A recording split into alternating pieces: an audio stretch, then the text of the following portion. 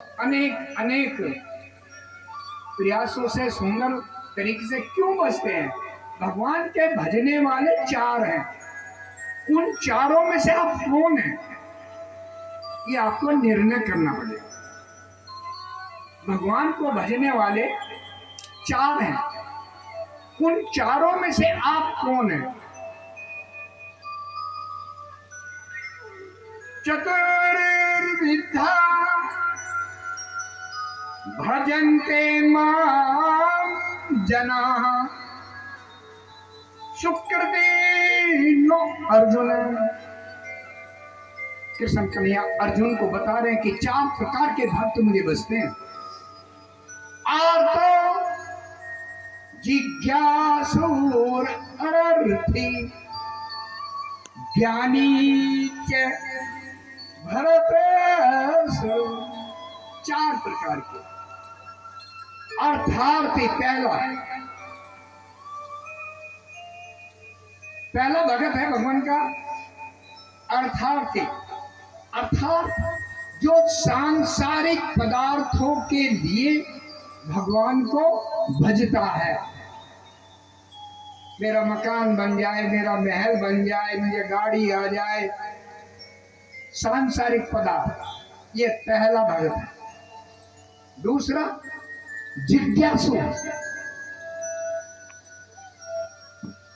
हे अर्जुन, दूसरे नंबर का भक्त मुझे भजता है, वो है जिज्ञासु। अर्थात मुझको यथार्थ रूप से वो जानने के लिए मुझे भजता है। उसे धन की या महल मकान उसे चिंता नहीं है, उसे केवल वो मुझे जानना चाहता है भगवान कौन है, कैसे पहुंचा जाए, वो जिज्ञासु। जैसे आपके अंदर भी जिज्ञासा है, आज भागवत सुनने के लिए जाया जाए, आज क्या होगा, आज क्या जिज्ञासा। तीसरे नंबर का भक्त है आरार्थ। अर्थात जो जीव संकट में फंस गया हो, निवारण का रास्ता ना मिल रहा हो, उसे धन से मतलब नहीं है, ऐश्वर्य से मतलब नहीं है, मकान गाड़ी कोई मतलब नहीं है। अर्थात संकट में फंसा हुआ हो, उसके निवारण के लिए जो भजता है भगवान को, ये मेरा तीसरे नंबर का भक्त है। और हे अर्जुन, चौथे नंबर का मेरा भक्त है ज्ञानी। उसे ना सांसारिक पदार्थों की आवश्यकता है, ना उसे भगवान को जानने की आवश्यकता है, ना उसे कोई भी कष्ट आ जाए उसे कोई लेना देना नहीं है। केवल दुख आए तो आए, अब भगवान में रमण करता रहता है। ये हुआ ज्ञानी। ये चार प्रकार के भक्त हे अर्जुन, ये गीता में बताया गया, मुझे भजते हैं। तो प्रभु आप ये बताइए, इसमें सबसे सुंदर भक्त कौन सा है? कृष्ण कन्हैया ने कहा, ये चारों ही भक्त मुझे अति प्रिय हैं।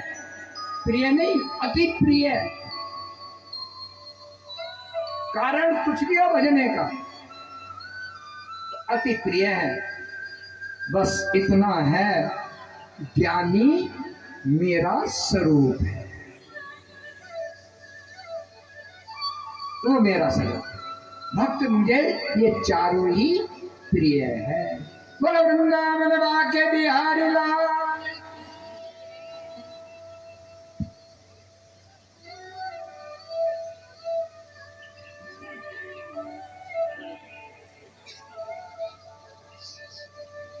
तुलसीदास जी ने भी कहा है, बड़े भाग्य मानुष तन पावा,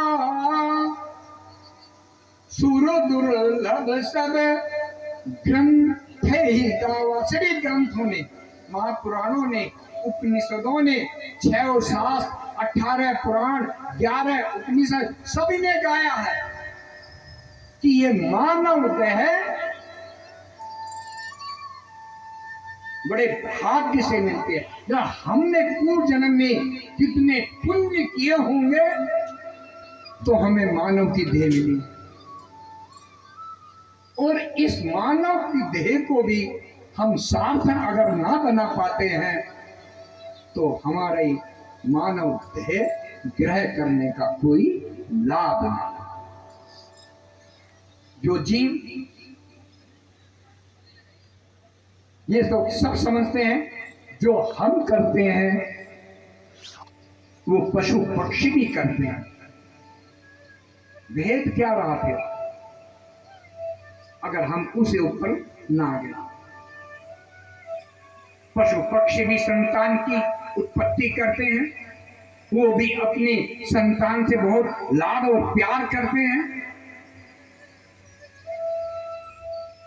वो भी जन्म एक आयु के उपरांत शरीर को त्याग करके वो पशु पक्षी भी चले जाते हैं। परंतु मानव देह का यही तात्पर्य है, हम ऐसी गति पाए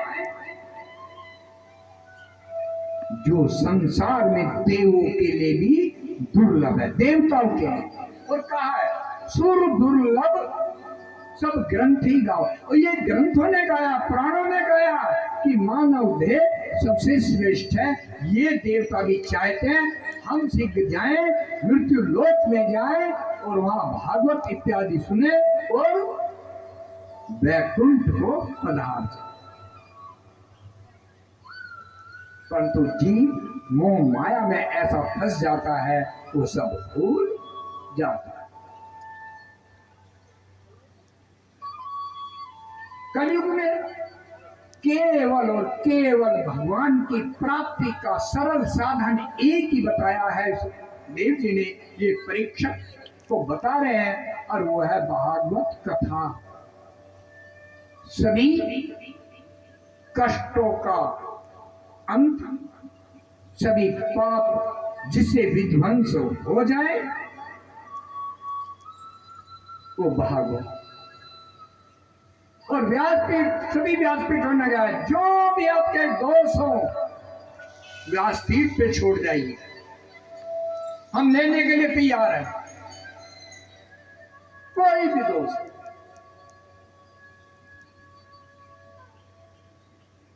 बस गोविंद से हम ये मांगते हैं, इतना धन गोविंद व्यासपीठ को मत दे देना कि वो अहंकार में आ जाए। वो आपकी भागवत चर्चा में रहे, भक्त को भगवान से जोड़ता रहे, यही सब बुद्धि प्रभु देते रहना, और यही हमारा कल्याण का मार्ग।